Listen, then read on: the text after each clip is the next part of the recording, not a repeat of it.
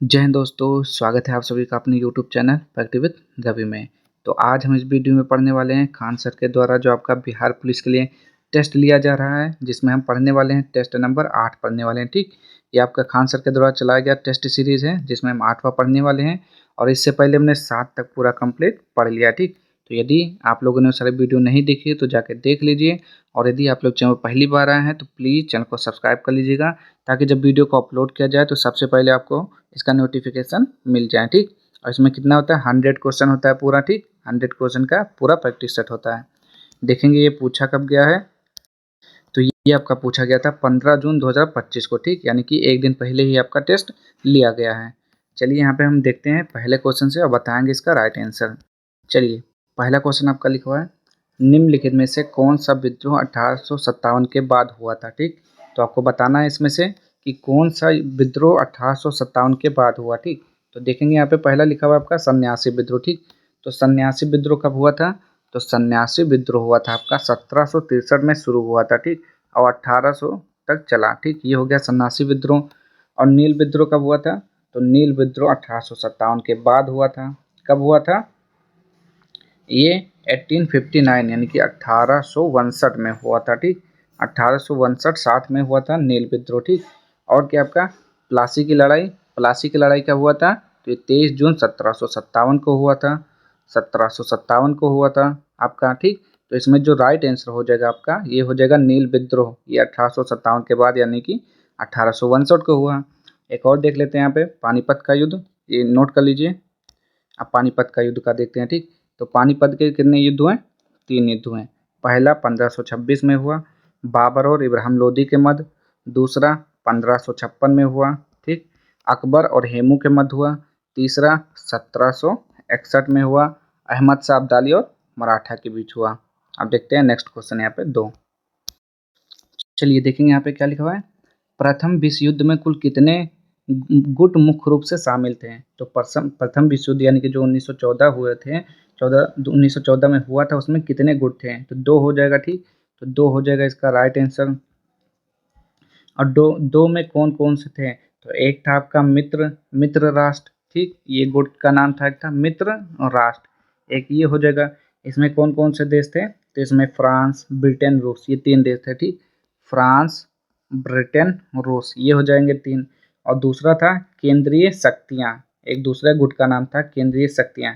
इसमें कौन था, अमेरिका, जर्मनी, ऑस्ट्रेलिया। ठीक, उसमें 3 देश थे। ठीक, तो ये हो जाएगा इसका राइट आंसर। कितने गुट थे, 2 हो जाएगा, मित्र राष्ट्र और केंद्रीय शक्तियाँ।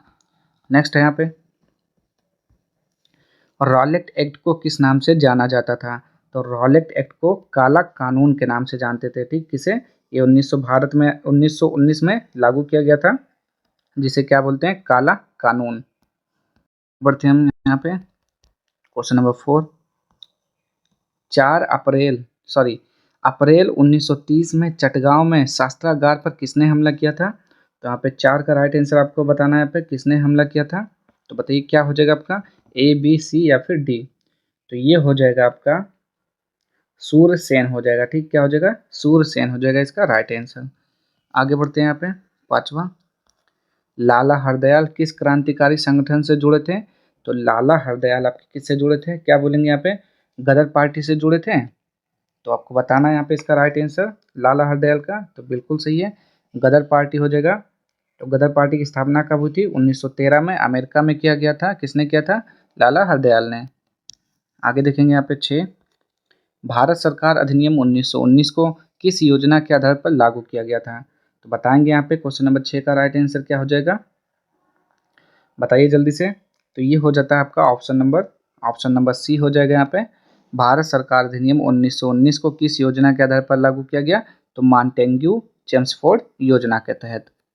नेक्स्ट है यहाँ पे 7वां, चौकीदारी कर के विरोध में बिहार के किस जिले में सबसे पहले आंदोलन हुआ, तो यहाँ पे बताना 7वें का राइट आंसर। तो कहाँ पर सबसे पहले आंदोलन हुआ था, तो ये हुआ था आपका सिवान में। कहाँ पे हुआ था, सिवान जिले में हुआ था सबसे पहले।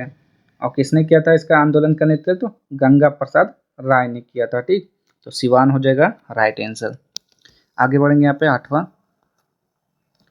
सविनय अवज्ञा आंदोलन के दौरान छपरा जेल के कैदियों ने क्या विरोध किया था? तो बताइए यहाँ पे 8वें का राइट आंसर क्या विरोध किया था? तो इसका राइट आंसर हो जाएगा विदेशी वस्त्र पहनने से इनकार किया और नंगी हड़ताल की। आगे बढ़ते हैं यहाँ पे क्वेश्चन नंबर 9। गांधी जी चंपारण किसके बुलावे पर गए थे? तो गांधी जी जो थे चंपारण किसके बुलावे पर गए थे? तो राजकुमार शुक्ल के बुलाने पर वो गए थे 1917 में चंपारण सत्याग्रह का करने के लिए। आगे बढ़ते हैं यहाँ पे 10वां, देखते हैं यहाँ पे क्या लिखा हुआ है। राष्ट्रीय स्वयंसेवक संघ की स्थापना कब और किसने की? तो यहाँ पे 10वें का राइट आंसर आपको बताना है कि राष्ट्रीय स्वयंसेवक संघ की स्थापना कब और किसने की। तो ये 1925 में के बी हेड गेवार ने किया था। किसने? के बी हेड गेवार ने इसकी स्थापना की थी। आगे देखते हैं यहाँ पे समानता का अधिकार भारतीय संविधान के किस अनुच्छेद के अंतर्गत आता है? तो क्या बोलेंगे यहाँ पे अनुच्छेद 14 से 18 हो जाएगा। तो बिल्कुल सही हो जाएगा अनुच्छेद 14 से 18। आगे, यदि मौलिक अधिकार का उल्लंघन हो तो व्यक्ति सीधे कहाँ याचिका दायर कर सकता है? बताएंगे यहाँ पे 12 का राइट आंसर। तो ये हो जाता है आपका ऑप्शन नंबर सी हो जाएगा सर्वोच्च न्यायालय या उच्च न्यायालय में याचिका दायर कर सकता है। आगे देखते हैं यहाँ पे 13, सभी संविधानों में शक्तियों का प्रवाह किस दिशा में रहा है? तो बताएंगे यहाँ पे 13 का राइट आंसर। तो ये हो जाएगा केंद्र की ओर रहा। कहाँ पर? केंद्र की ओर। नेक्स्ट है यहाँ पे 14, संघ की कार्यपालिका शक्ति का विस्तार किस रूप में होता है? बताएंगे यहाँ पे 14 का राइट आंसर क्या हो जाएगा। तो इसका राइट आंसर हो जाएगा क्या? राज्य को आवश्यक निर्देश देने के रूप में। ठीक, संघ की कार्यपालिका शक्ति का विस्तार किस रूप में होता है? तो राज्य को आवश्यक निर्देश देने तक। आगे बढ़ते हैं यहाँ पे 15, भारत में राष्ट्रपति शासन किस अनुच्छेद के अंतर्गत लाया जाता है? तो क्या बोलेंगे? राष्ट्रपति शासन कौन सा हो जाएगा? अनुच्छेद 352 हो जाता है। क्या हो जाता है देखते हैं यहाँ पे। तो अनुच्छेद 356 हो जाएगा। ठीक, क्या हो जाएगा आपका राइट आंसर? अनुच्छेद 356 के तहत राष्ट्रपति शासन लागू होता है। 16, भारत में नवीन राज्य बनाने के लिए कौन अधिकारित होता है? तो बताएंगे यहाँ पे 16 का राइट आंसर। तो ये हो जाएगा भारतीय संसद। क्या हो जाएगा? भारतीय संसद। अनुच्छेद कौन सा हो जाएगा? अनुच्छेद 2 और 3 के अनुसार बना सकती है नया राज्य। आगे देखते हैं यहाँ पे 17, 11वां मौलिक कर्तव्य किस संशोधन के द्वारा जोड़ा गया था? तो 17 का राइट आंसर हो जाएगा आपका 11वां मौलिक अधिकार 86वें संविधान संशोधन के द्वारा। ठीक, 86वें संविधान संशोधन के द्वारा जोड़ा गया था और यह संशोधन शिक्षा के अधिकार को 6 से 14 वर्ष की आयु के बच्चों के लिए मौलिक अधिकार बनाने के लिए किया गया था। आगे बढ़ते हैं यहाँ पे 18, देखते हैं यहाँ पे और राज्य विधानमंडल में विधेयक किसके अनुमोदन से कानून बनता है? किसके अनुमोदन से कानून बनाता है? तो यहाँ पे 18 का राइट आंसर आपको बताना है यहाँ पे। तो ये हो जाएगा आपका ऑप्शन नंबर सी राज्यपाल हो जाएगा।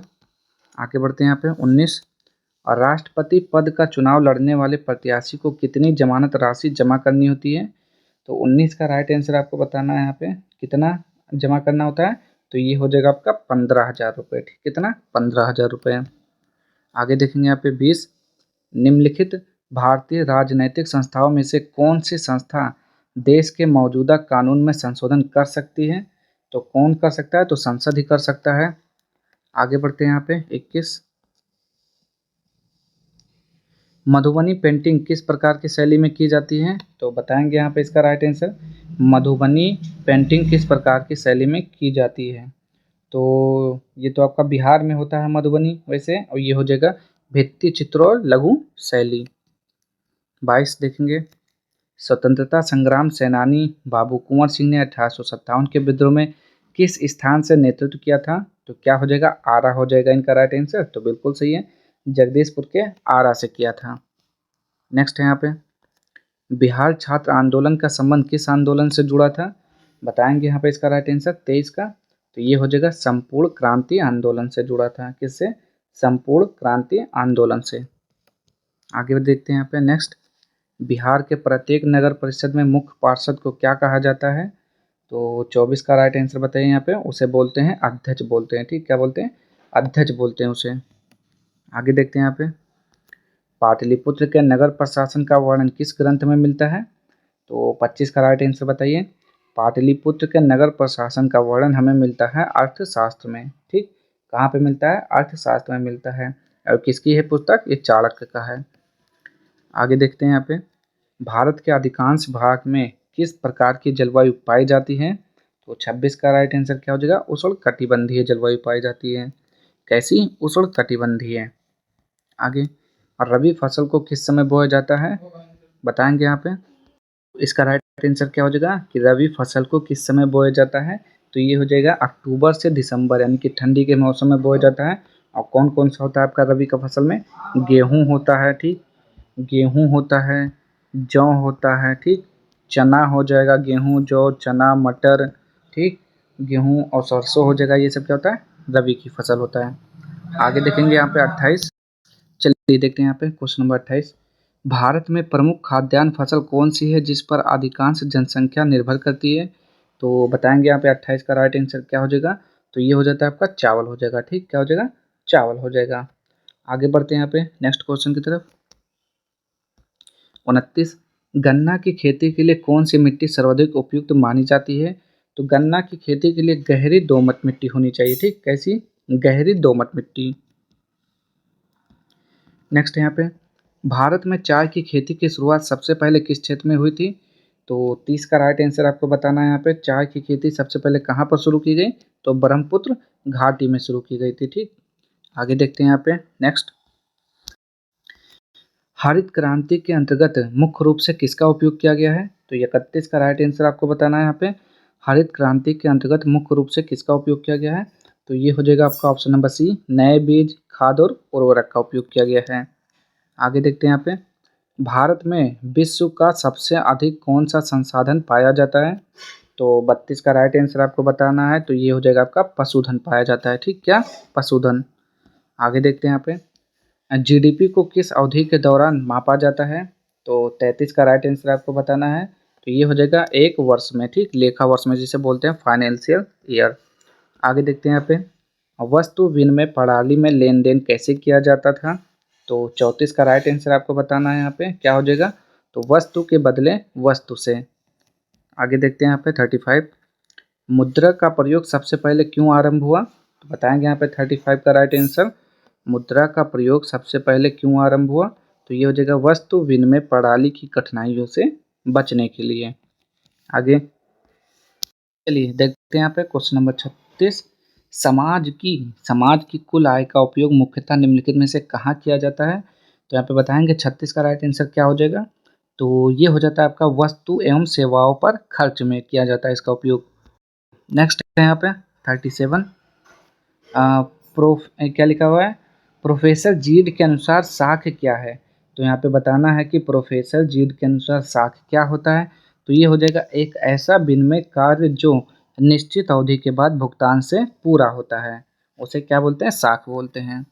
आगे देखेंगे यहाँ पे 38, हाल ही में किस अनुसंधान संस्थान ने TDP-1 यानी कि टायरोसिल DNA फास्फोडाइस्टेरेज 1 को कैंसर उपचार के लिए एक संभावित लक्ष्य के रूप में पहचाना है? तो ये हो जाएगा आपका option number B, Indian Association for the Cultivation of Science Kolkata, ठीक, ये हो जाएगा राइट आंसर हो जाएगा आपका।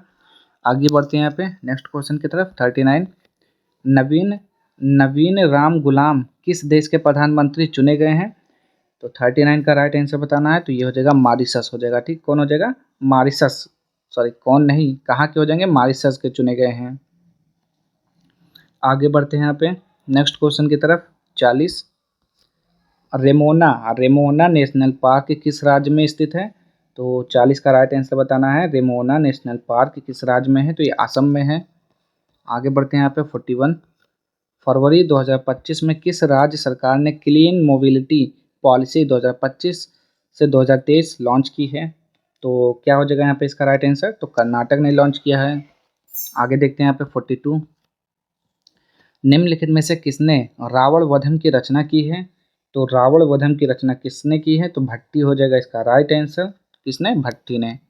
आगे, टाइम मैगजीन की वुमेन ऑफ द ईयर 2025 सूची में शामिल एकमात्र भारतीय महिला कौन है? तो 43 का राइट आंसर हो जाएगा पूर्णिमा देवी वर्मन हो जाएगा। आगे बढ़ते हैं यहाँ पे 44, हाल ही में किस अंतरिक्ष संगठन ने स्पेसएक्स और पंच अंतरिक्ष मिशन लॉन्च किया? तो बताएंगे यहाँ पे 44 का राइट आंसर। तो ये हो जाएगा नासा ने। National aeronautics and space administration, NASA ने लॉन्च किया है। ठीक, आगे बढ़ते हैं यहाँ पे। नेक्स्ट है यहाँ पे 45, आर्मी कमांडर्स कॉन्फ्रेंस 2025 कहाँ आयोजित की गई थी? तो 45 का राइट आंसर बताना है यहाँ पे, नई दिल्ली में आयोजित हुआ था। ठीक, कब? 1 से 4 अप्रैल, नई दिल्ली में। आगे देखते हैं यहाँ पे, विंग्स ऑफ फायर किस भारतीय वैज्ञानिक की प्रसिद्ध आत्मकथा है? तो ये किसका है? डॉक्टर APJ अब्दुल कलाम हो जाएगा इसका राइट आंसर। तो बिल्कुल सही है आपका। आगे क्या लिखा हुआ है यहाँ पे? बैसागु, क्या लिखा हुआ है? बैसागु। बैसागु उत्सव निम्नलिखित में से किस राज्य में मनाया जाता है? तो यहाँ पे 47 का राइट आंसर बताना है। बैसागु आपका असम में मनाया जाता है। ठीक, कहाँ पे? असम में मनाया जाता है। आगे बढ़ते हैं यहाँ पे, सलहेस त्योहार किस राज्य में मनाया जाता है? तो 48 का राइट आंसर बताना है। सलहेस त्योहार तो ये बिहार में मनाया जाता है आपका। आगे देखते हैं यहाँ पे 49, किस उत्सव के दौरान केरल के वेम्बनाड झील पर कुमारकोम नाव दौड़ होती है? तो 49 का राइट आंसर बताना है, जो कि हो जाएगा आपका ओणम हो जाएगा। ठीक, ओणम उत्सव के दौरान। और ओणम कहाँ का है? केरल का है। आगे, निम्नलिखित में से कौन सी नृत्य शैली उन महिलाओं की व्यथा को दर्शाती है जिनके जीवन साथी घर से दूर चले जाते हैं? तो कौन सा हो जाएगा यहाँ पे 50 का राइट आंसर? तो होता है बिरहा, बिरहा हो जाएगा। आगे देखेंगे यहाँ पे 51, 76वें गणतंत्र दिवस 2025 पर किस राज्य ने सर्वश्रेष्ठ झांकी का पुरस्कार जीता?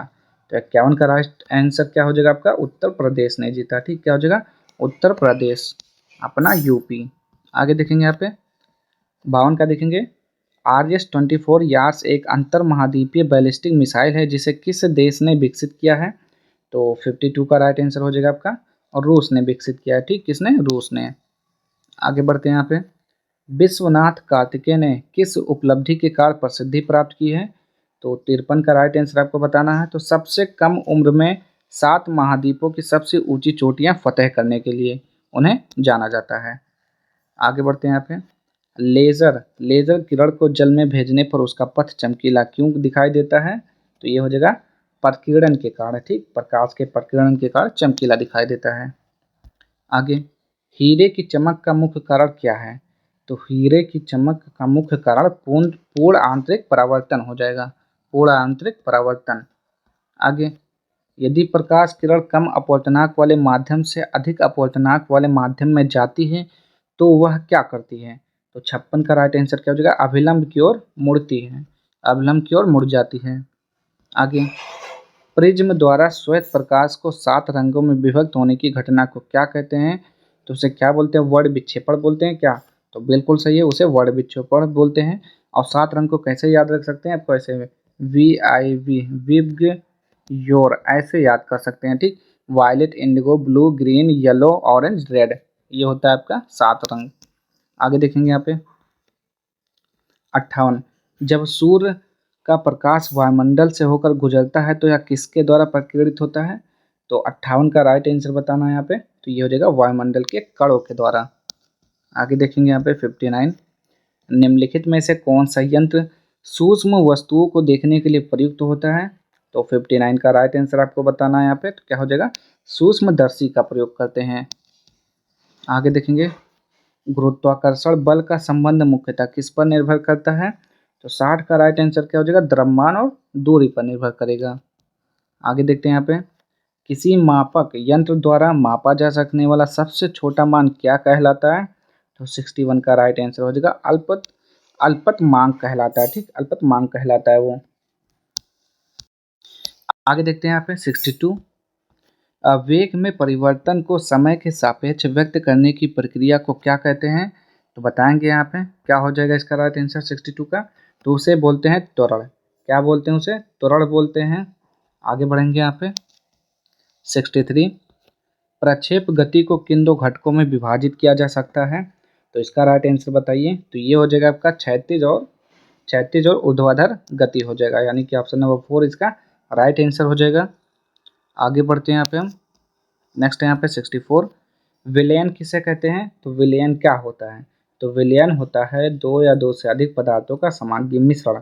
ठीक, तो ये हो जाएगा 2 या 2 से अधिक पदार्थों का समांगी मिश्रण विलयन कहलाता है। आगे बढ़ते हैं यहाँ पे एल्किल आयोडाइड किस अपक्रिया के माध्यम से तैयार किए जाते हैं? तो 65 का हो जाएगा आपका पिंके पिंकेलस्टाइन अपक्रिया के द्वारा। ठीक, क्या हो जाएगा? पिंकेलस्टाइन अपक्रिया के द्वारा तैयार किया जाता है। आगे देखते हैं यहाँ पे 66, निम्न में से कौन से हैलोजन यौगिक कमरे के ताप पर गैस की अवस्था में पाए जाते हैं?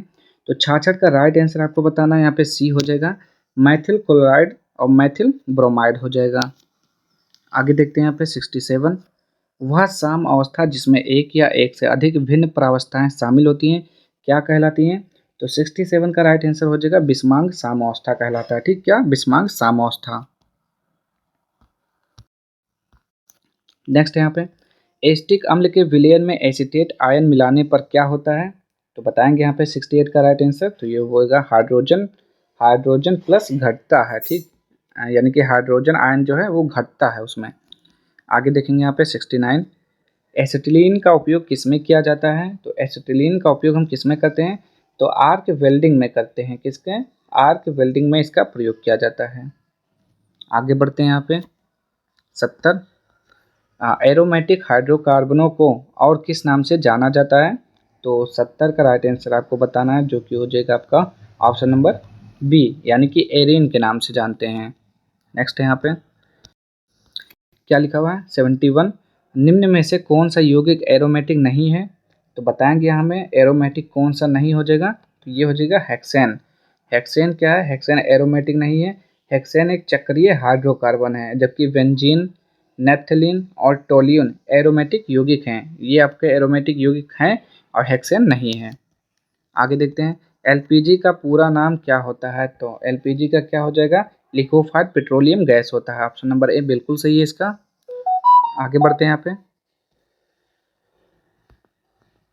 और इसमें एलपीजी में गैस कौन सा होता है बताएंगे? तो यहाँ पे बीपी होता है। ठीक, बीपी से मतलब होता है ब्यूटेन और इसका मतलब होता है प्रोपेन, यानी कि ब्यूटेन और प्रोपेन होता है एलपीजी में। आगे बढ़ते हैं यहाँ पे 73, क्या लिखा हुआ है?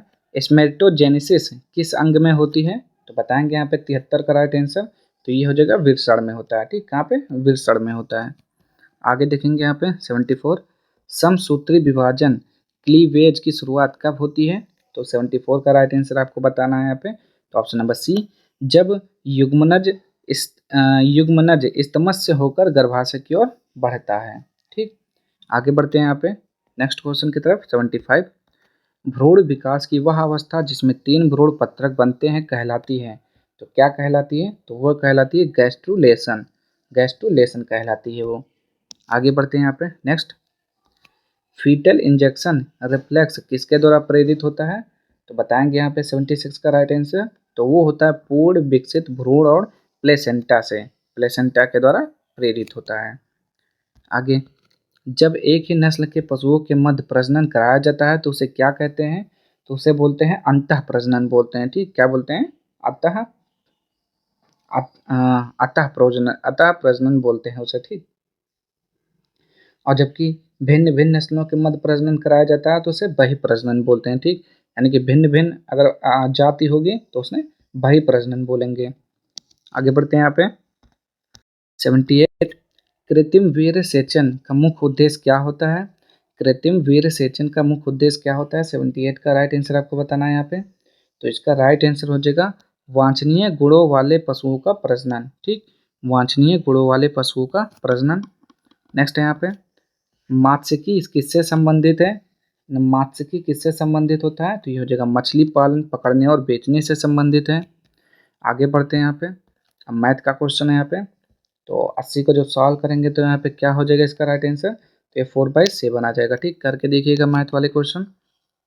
आगे देखते हैं यहाँ पे 81, तो 81 को जब सॉल्व करेंगे तो इसका आ जाएगा 16 पाई सेंटीमीटर क्यूब आ जाएगा इसका।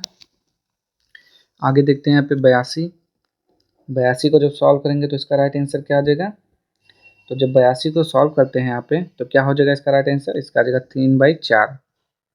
आगे बढ़ते हैं यहाँ पे 83 देखेंगे 83, क्या हो जाएगा? 83 का बताएंगे यहाँ पे, तो इसका राइट आंसर हो जाएगा आपका 11, 110 डिग्री हो जाएगा। आगे बढ़ते हैं यहाँ पे 84, तो 84 वाले में क्या दिया हुआ है? तो जब इसको सॉल्व करते हैं तो इसका राइट आंसर हो जाएगा ऑप्शन नंबर डी हो जाएगा इसका। आगे बढ़ते हैं यहाँ पे 85। 85 को जब सॉल्व करेंगे तो इसका राइट आंसर क्या आ जाएगा, तो इसका 7 आ जाएगा आपका। आगे देखते हैं यहाँ पे 86। 86 को जब सॉल्व करेंगे तो क्या हो जाएगा इसका राइट आंसर, बताइए 86 का। तो जब 86 को सॉल्व करेंगे तो इसका हो जाएगा आपका ऑप्शन नंबर सी, यानी कि 30 आ जाएगा। आगे बढ़ते हैं यहाँ पे 87, और जब 87 को सॉल्व करेंगे तो इसका क्या हो जाएगा, 87 को सॉल्व करेंगे तो इसका 27 सेंटीमीटर आ जाएगा। आगे बढ़ते हैं यहाँ पे 88, और जब 88 को सॉल्व करेंगे तो इसका राइट आंसर 4 आ जाएगा। स्क्रीनशॉट लेते रहिएगा। आगे देखेंगे यहाँ पे 89। 89 को जब सॉल्व करेंगे तो इसका राइट आंसर क्या आ जाएगा, 5/13 आ जाएगा। आगे देखते हैं यहाँ पे क्या लिखा है यहाँ पे, जो असफलता से नहीं घबराता वही पाता है डैश का स्वाद, चख दिए गए विकल्पों में से सही विकल्प का चयन करके वाक्य को पूर्ण करें। तो यहाँ पे आपको इसको बीच में रिक्त स्थान था तो ठीक वो छूट गया है, तो चलिए मैं बताता हूँ। ये थोड़ा यहाँ पे उल्टा सीधा लिख गया है, ठीक। ये आपका था, जो असफलता से नहीं घबराता वही डैश का, यहाँ डैश होगा, डैश का स्वाद चख, चख के बाद यहाँ पे पाता है, ठीक, चख पाता है।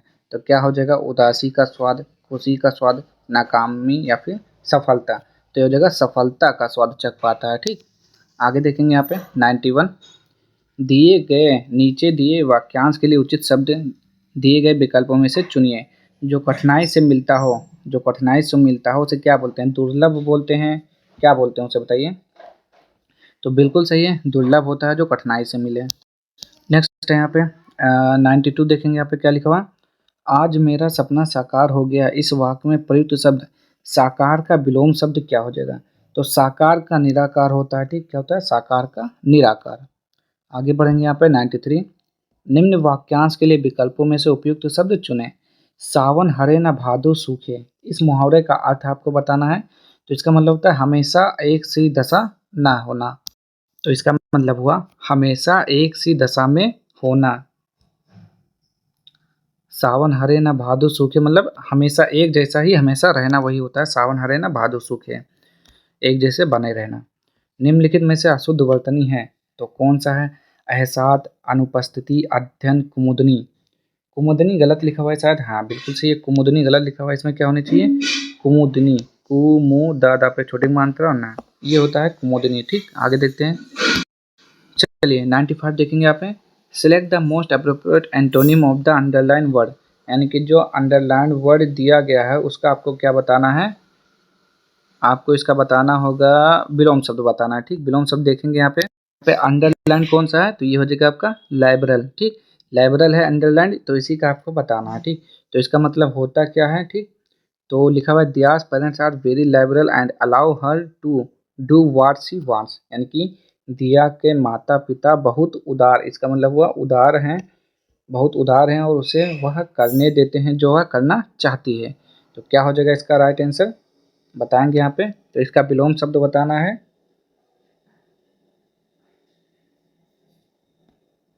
वो इसका राइट आंसर क्या हो जाएगा, तो इसका राइट आंसर हो जाएगा बाय गॉट इट, ठीक, बाय गॉट इट हो जाएगा। इसका मतलब जैसे कि लाइबरल का मतलब हो गया उदार हो गया थोड़ा, ठीक, यानी कि हर चीज़ जो करना चाहता है वो कर सकता है, और बाय गॉट इट में नहीं कर पाता है, ठीक, ये हठी हो गए थोड़े, ठीक। इसका राइट आंसर डी हो जाएगा आपका।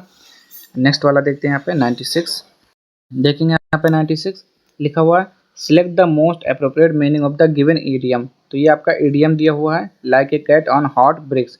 तो इसका मतलब क्या होता है, तो इसका मतलब होता है बेचैन, घबराया हुआ या चिंतित होना, ठीक। इसका इस्तेमाल उस व्यक्ति के लिए किया जाता है जो बहुत अधिक बेचैनी या घबराहट महसूस कर रहा हो।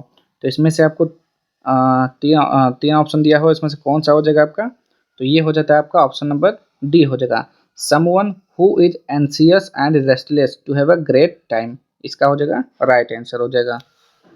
तो इसका हिंदी में मतलब क्या हो जाएगा, तो इसका मतलब हो जाएगा कोई व्यक्ति जो अच्छा समय बिताने के लिए उत्सुक और बेचैन है, ठीक। तो ऑप्शन नंबर डी हो जाएगा इसका राइट आंसर। चलिए आगे देखते हैं यहाँ पे 97 क्या लिखा हुआ है, select the appropriate one word substitution for the given group of words. तो दिया हुआ है आपका 97 का, बताएंगे यहाँ पे इसका राइट आंसर क्या हो जाएगा। A person who loves money, यानी कि एक व्यक्ति जो पैसों से प्यार करता है उसे क्या बोलते हैं, ठीक। तो उसे हम क्या बोलते हैं, क्रेमोटोफाइल बोलते हैं। ठीक, वह व्यक्ति जो धन या संपत्ति से प्रेम करता है उसे क्रेमोटोफाइल बोलते हैं। ठीक, ऑप्शन नंबर बी हो जाएगा यहाँ पे राइट आंसर। आगे बढ़ते हैं यहाँ पे 98। Select the most appropriate meaning of the underline idiom. तो यहाँ पे बताना है यहाँ पे इसका राइट आंसर क्या हो जाएगा। अंडरलाइन कहाँ पे है, तो यहाँ हो जाएगा अंडर द वेदर। ठीक, ये हो जाएगा अंडरलाइन, इसी का हमको बताना है। तो मतलब क्या हो जाएगा, I am feeling a bit under the weather, I think I have caught a cold. इसका मतलब हुआ मैं कुछ अस्वस्थ महसूस कर रहा हूँ, यानी कि मुझे लगता है कि मुझे सर्दी लग गई है। ठीक, I think I have caught a cold, यानी कि मुझे लगता है कि मुझे सर्दी हो गई है, यानी कि बीमार महसूस होना। तो हो जाएगा फीलिंग सिक हो जाएगा इसका राइट आंसर। ठीक, फीलिंग सिक यानी कि बीमार महसूस करना अपने आप को। आगे देखते हैं यहाँ पे, select the most appropriate synonym of the given word amass. Amass का बताना है, तो अमास का मतलब क्या होता है, तो इसका मतलब होता है एकत्र करना। इसका मतलब हो जाएगा एकत्र करना। तो इन चारों में से कौन सा हो जाएगा, तो ये हो जाएगा एक्यूमुलेट हो जाएगा। ठीक, एक्यूमुलेट का मतलब होता है जमा करना, इसका मतलब सेम मीनिंग है। आगे बढ़ते हैं यहाँ पे 100 का last, select the correctly spelled word. इसमें से जो सही जो स्पेलिंग दिया हुआ है उसको आपको बताना है। ठीक, तो कौन सा हो जाएगा इसमें से सही वाला, तो ये हो जाएगा एम्बेजलमेंट। एम्बेजलमेंट मतलब क्या होता है, गबन होता है। इसका मतलब हुआ गबन शब्द का सही अर्थ किसी संगठन से संबंधित धन को गुप्त रूप से लेना, यानी कि धन को गुप्त रूप से लेना होता है। ठीक, चोरी छिपे। तो इसका right answer option number D हो जाएगा। तो आज के सारे क्वेश्चन यहीं पे समाप्त होते हैं। अगर आपको वीडियो पसंद आता है तो प्लीज़ चैनल को लाइक शेयर सब्सक्राइब कर दीजिएगा। मिलते हैं नेक्स्ट वीडियो में इसके अगले प्रैक्टिस सेट के साथ। तब तक के लिए जय हिंद जय भारत।